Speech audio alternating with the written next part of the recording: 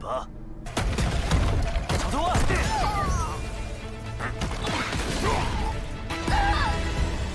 孩子，就让老逆天，你退休了。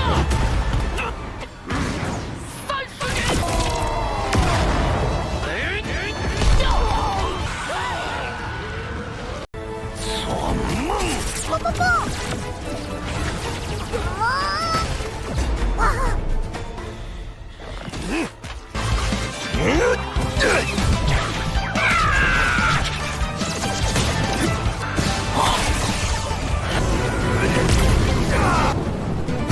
小年龄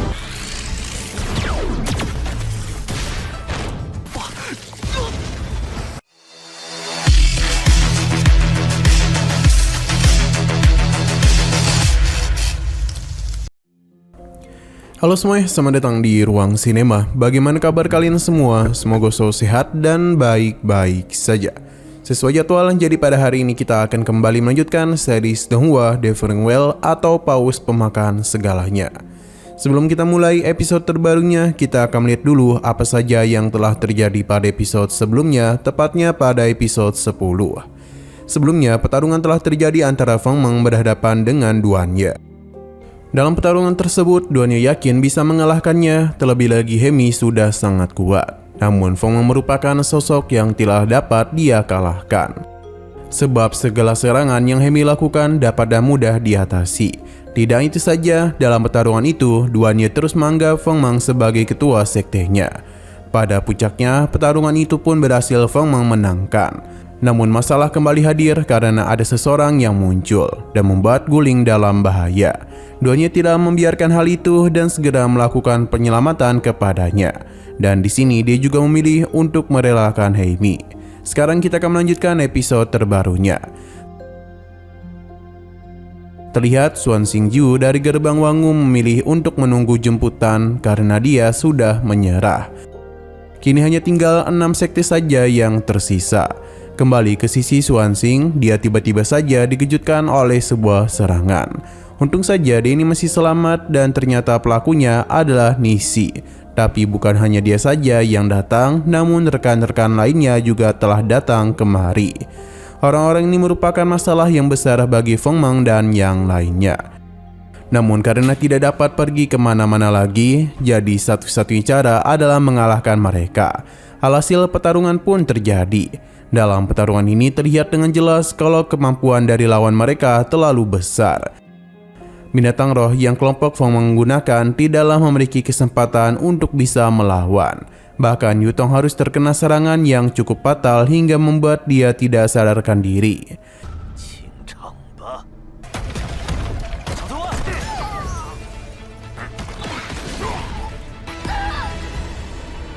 Di sisi lain, Long Nitian dan ayahnya sadar betul kalau lawan mereka jauh lebih kuat.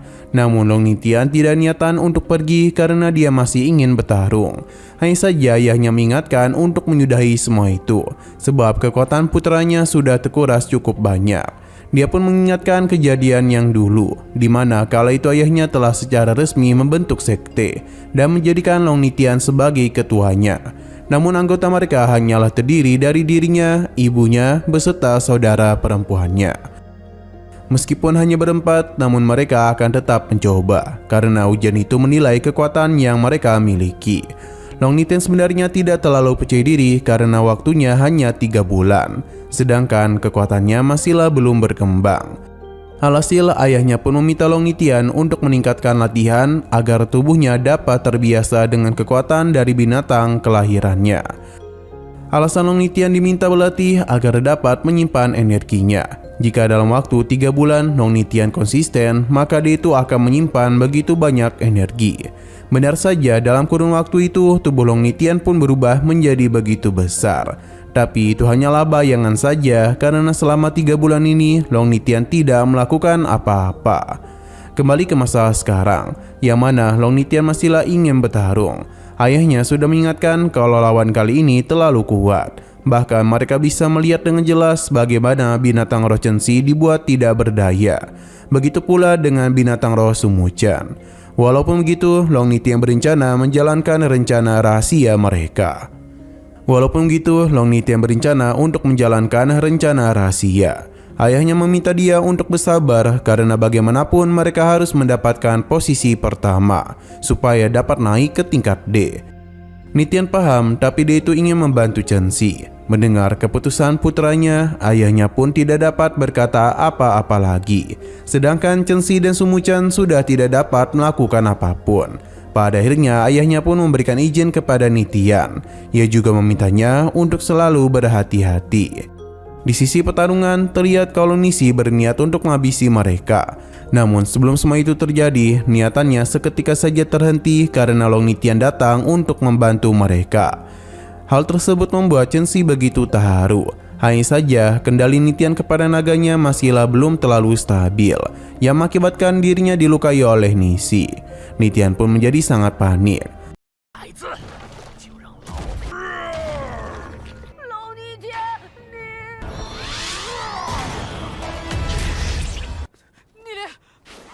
，Saat ini kondisi Nitian tidaklah menguntungkan, karena bagaimanapun poin yang diri kumpulkan selama 3 bulan ini sudah habis tidak tersisa. Walaupun gitu dirinya tidak ingin kalah di sini, jadi Nitian pun kembali meminjam kekuatan naga untuk dapat membantunya. Kekuatan yang besar pun muncul di dalam diri Nitian, namun dia itu harus membayar ini dengan kondisinya nanti. Berhubung waktunya tidaklah banyak, Nitian langsung saja melakukan serangan kepada Nisi. Dalam pertarungan itu, Nitian memang berhasil memberikan tinjuan manja kepadanya. Namun sayang sekali kekuatannya sudah habis. Alhasil dirinya pun harus terluka. Meskipun begitu, Nitian kembali meminjam kekuatannya yang membuat Nisi sekali lagi dirinya pentalkan. Sayang sekali Nisi belumlah tumbang dan ia melancarkan serangan balik kepadanya, yang mengakibatkan Nitian harus mengalami luka parah. Melihat hal itu, Chen Xi mencoba untuk membantunya. Akan tetapi binatang rohnya sudah terlalu lemah, jadi tidak dapat membantu terlalu banyak. Pada akhirnya Nitian kembali menambah pinjaman kekuatannya, yang seketika saja kekuatan yang jauh lebih besar masuk ke dalam dirinya. Serangan bertubi-tubi pun dirinya lancarkan kepada Nisi, sampai-sampai membuat dia tidaklah memiliki kesempatan untuk melawan balik. Pertarungan ini pun telah mereka menangkan.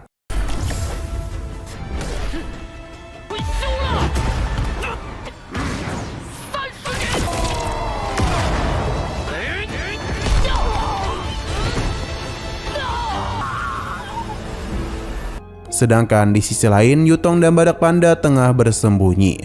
Sebab kondisi Yutong saat ini sudah tidaklah baik-baik saja. Sayang sekali keberadaan mereka sudah diketahui. Jadi serangan pun langsung pria ini lancarkan. Badak Panda memilih untuk mengorbankan tubuhnya supaya dapat melindungi Yutong. Alhasil dia harus menerima luka yang sangat parah. Yutong pun sedih melihat apa yang terjadi kepada Badak Panda. Di tengah situasi ini, dirinya pun teringat akan perkataan ketua sektenya, kalau dia itu harus percaya diri dengan kekuatannya sendiri. Serangan langsung saja pria itu lancarkan, tapi dia sudah terlambat sebab Yutong telah menggunakan kekuatan tersembunyinya.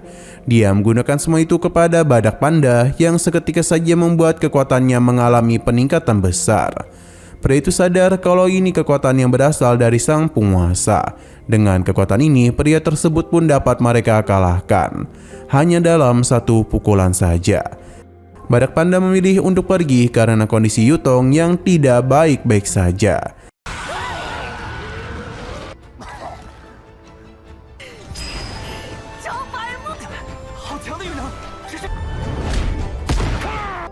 Sedangkan di sisi Nitian, ia senang bisa mendapatkan gelang poin.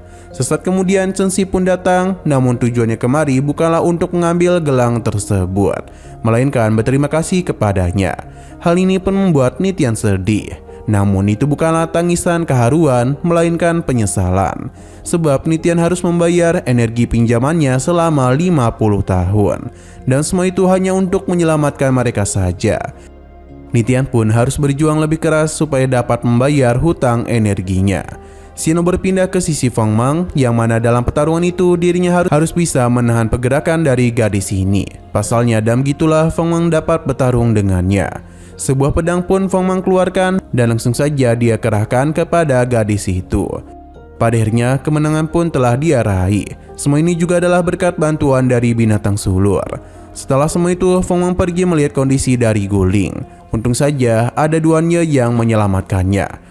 Namun dia segera meletakkan Guling, dan tidak hanya itu saja, namun dia juga memberikan mereka gelang poinnya. Karena duannya memilih untuk keluar dari sekte hantu. Guling berpikir dia akan kembali ke sekte, namun duannya masihlah tetap akan berada di sekte hantu. Karena bagaimanapun Feng Mang telah memintanya untuk melakukan penyelidikan terhadap sekte hantu. Dia mengingatkan mereka untuk menemui dirinya setelah kompetisi ini selesai. 你没事吧？刘师弟，辉夜，你又干嘛？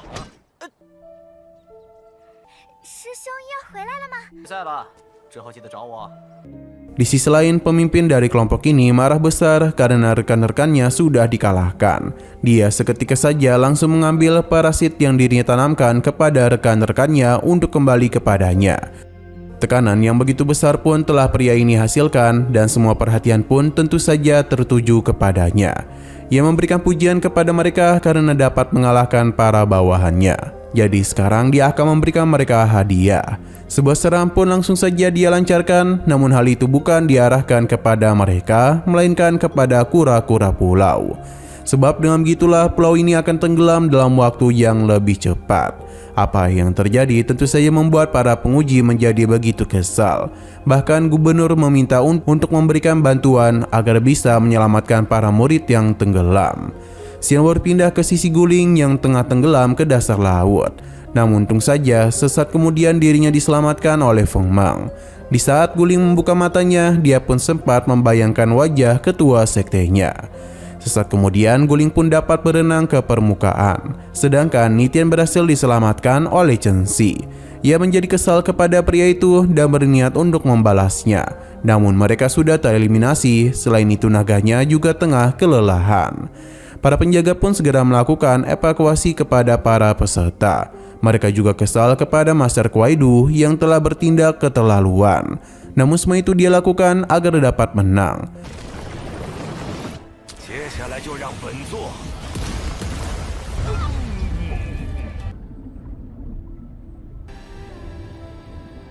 不能看我不一拳打爆你！ 别喊了，他已经自身。 Pengumuman pun mulai diperdengarkan, yang mana beberapa tim sudah berhasil tersingkir. Dia pun meminta mereka untuk segera mengumumkan kemenangannya. Tapi Denny terlalu percaya diri sebab penilaian masihlah belum selesai. Jadi mereka itu harus melanjutkan kompetisi. Di mana ternyata Feng Mang masihlah berhasil karena bagaimanapun gelangnya tidaklah basah. Akibat kekacauan yang pria ini lakukan telah mengakibatkan begitu banyak peserta tereliminasi. Untung saja Feng Mang masih dapat bertahan yang membuat Nona Bai senang. Tapi ia penasaran mengapa Papi Liu Xiao tidak puas berada di posisi kedua. Padahal lawan yang mereka hadapi kali ini bukanlah hal yang mudah untuk dia kalahkan. Sedangkan bagi kakaknya, apa yang sedang dilakukan oleh Papi Liu Xiao merupakan sebuah pembuktian kepada seluruh dunia kalau mereka masihlah belum habis. Sebelumnya, Xiaonian sudah memakan gurita besar yang merupakan salah satu dari 3 material untuk melakukan penerobosan. Mereka harus menggunakan 3 material sekaligus karena jika kurang satu saja akan membuat Xiaonian gagal dalam kenaikannya. Jadi, Feng Mang meminta Xiaonian untuk bersiap berubah ke bentuk sebenarnya. Berhubung pulau semakin tenggelam telah memaksa Feng Mang keluar dari persembunyiannya. Pria ini saatlah ingin melihat apa yang bisa Papi Liu Xiao lakukan. Feng Mang berjanji tidak akan mengecewakannya dan langsung saja mengeluarkan Xiaonian yang telah mengalami perubahan. Kemunculan Kun memang mengejutkan pria ini karena sudah lama dia tidak melihatnya. Bagi Feng Mang, pria ini akan kalah dengan mudah. Perkataannya pun membuat dia kesal dan langsung saja melakukan serangan. Dalam pertarungan tersebut, serangan yang pria itu lakukan dengan sangat mudah ditahan oleh Feng Mang. Xiaonian pun memanfaatkan hal tersebut untuk bisa melakukan serangan balik kepadanya. Akan tetapi hal itu masihlah dapat dia hindari. Serangan pun mulai dilakukan lagi oleh pria tersebut yang membuat Feng Mang dan Xiaonian sempat kerepotan. Tapi karena celah yang dia buat terlalu besar, membuat Xiaonian dan Feng Mang berhasil memanfaatkan celah tersebut yang mengakibatkan pria ini terpental. Akan tetapi serangan barusan masihlah belum dapat menumbangkan dirinya. Karena Feng Mang dan Xiao Nian lengah, pria tersebut pun segera melakukan serangan kepada mereka yang mengakibatkan Feng Mang dan Xiao Nian harus terpental cukup jauh keluar dari pulau.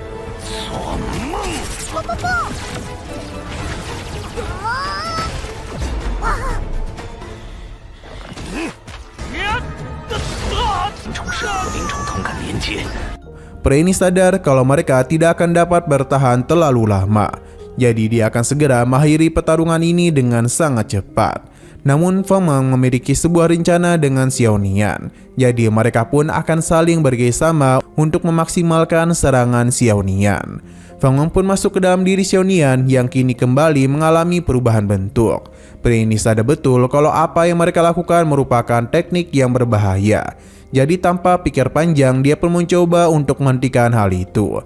Namun sayang sekali semua usaha yang dia lakukan hanya sia-sia saja. Karena Xiao Nian sekarang memiliki kekuatan yang sangatlah besar. Berbagai serangan yang pria itu lakukan tidaklah dapat menumbangkannya. Feng Mang juga keluar dari Xiao Nian sambil mengeluarkan binatang sulur. Kerjasama yang mereka lakukan pun berjalan dengan sangat lancar. Pria ini sudah tidak dapat berbuat apapun lagi selain mencoba untuk bertahan saja. Hingga pada akhirnya pria tersebut telah kembali mereka pentalkan.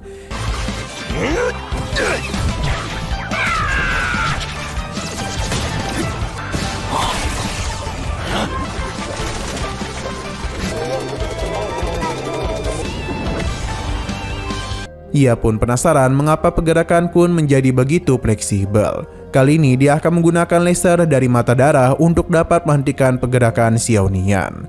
Namun Feng Mang yang berada di dalamnya memiliki kemampuan mata Kun yang membuatnya dapat melihat 8 kali lebih cepat. Jadi seluruh serangan itu tidaklah dapat mengenai mereka. Hanya saja pria ini masihlah belum menyerah. Ia terus meningkatkan serangannya yang mengakibatkan hal tersebut bisa saja membahayakan nyawanya. Apa yang dirinya rencanakan pun berjalan dengan sangat lancar. Bahkan membuat Xiao Nian dan Feng Mang kewalahan. Mereka bahkan dipaksa untuk menggunakan perisai air demi menahan serangan tersebut. Tapi tetap saja ini terlalu kuat, yang mana akhirnya Xiao Nian pun mengeluarkan Feng Mang agar dia tidak terluka. Feng Mang pun bekerjasama dengan Xiao Juan. Dengan air seni miliknya, Feng Mang pun dapat terbang dengan bebas. Dan dia kembali menggunakan bola besi untuk dapat mengubahnya menjadi sebuah senjata, supaya dapat menumbangkan pria tersebut. Tinju mematikan Feng Mang pun tidak dapat pria itu hindari lagi, dan akhirnya dia pun harus kalah dengan sangat meyakinkan. Sementara Feng Mang saatlah kewalahan setelah menggunakan seluruh binatang rohnya dalam pertarungan tersebut. Untung saja ada Xiao Nian yang datang menyelamatkannya. Ya, meskipun dia itu juga harus mengalami luka yang cukup parah. Sayang sekali pertarungan epik tadi tidak dilihat oleh semua orang. Pasalnya Nona Bai bersama saudaranya hanya dapat melihat perubahan poin saja. Yang mana mereka tahu kalau Papi Lingling Xiao telah berhasil menjadi pemenangnya. Mereka berdua bahkan tidak bisa menahan diri untuk bisa bertemu kembali dengan mereka. Terutama Nona Bai yang ingin bertemu dengan Zhu Yunji atau Feng Mang.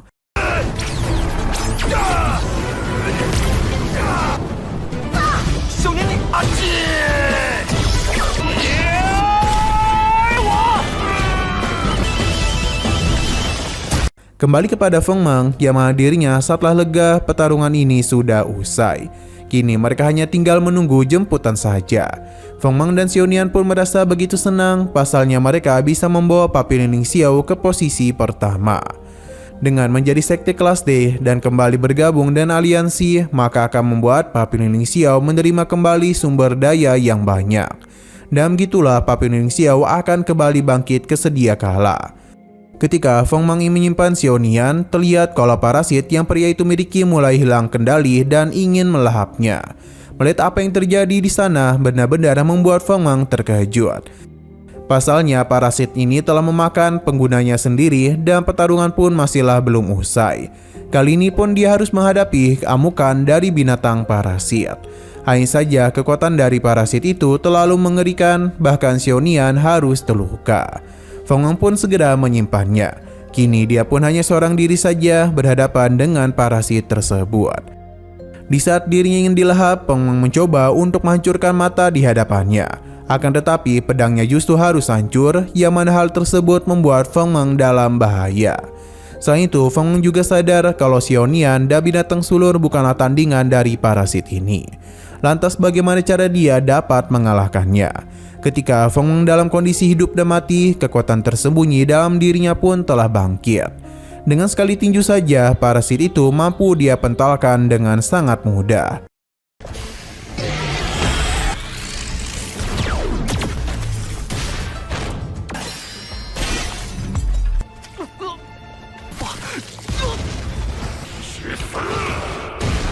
Feng Meng pun sadarkan diri dan dia itu sangatlah terkejut dan apa yang terjadi kepada tubuhnya. Sedangkan parasit ini ternyata masihlah hidup dan kembali melakukan penyerangan.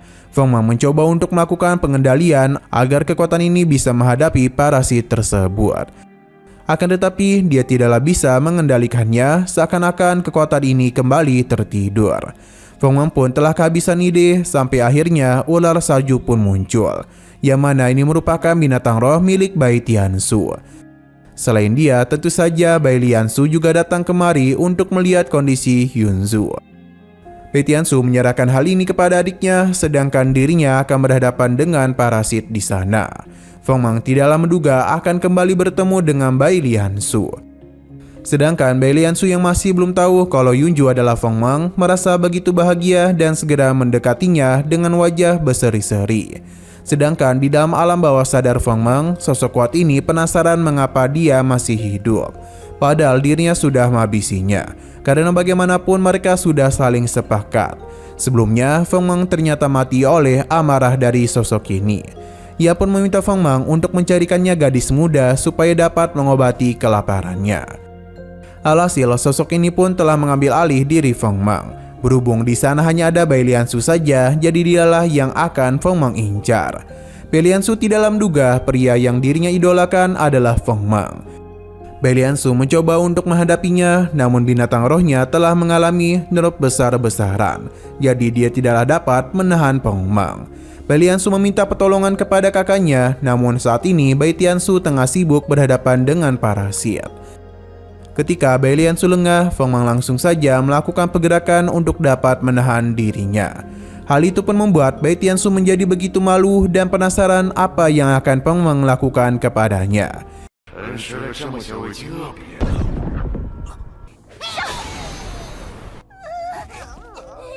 Susu，稍等，我马上就来。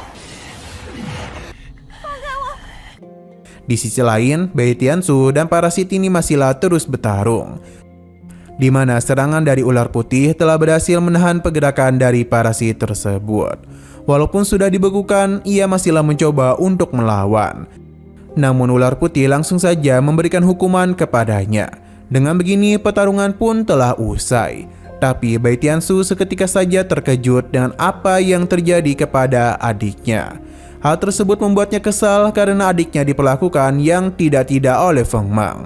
Ulti pun langsung saja dia keluarkan yang membuat Feng Meng langsung tenggelam ke dasar laut.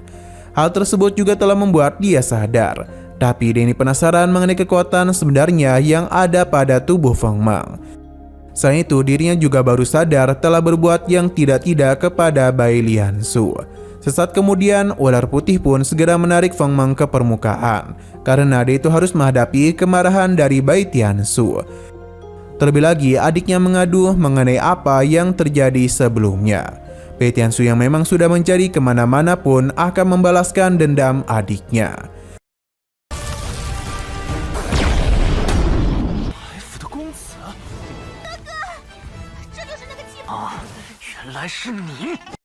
Sedangkan di sisi lain, kemenangan dari Papillon Xiao sudah diumumkan, yang membuat orang-orang menjadi senang, begitu pula dengan Guling, karena Feng Meng telah berhasil membawa mereka ke posisi pertama.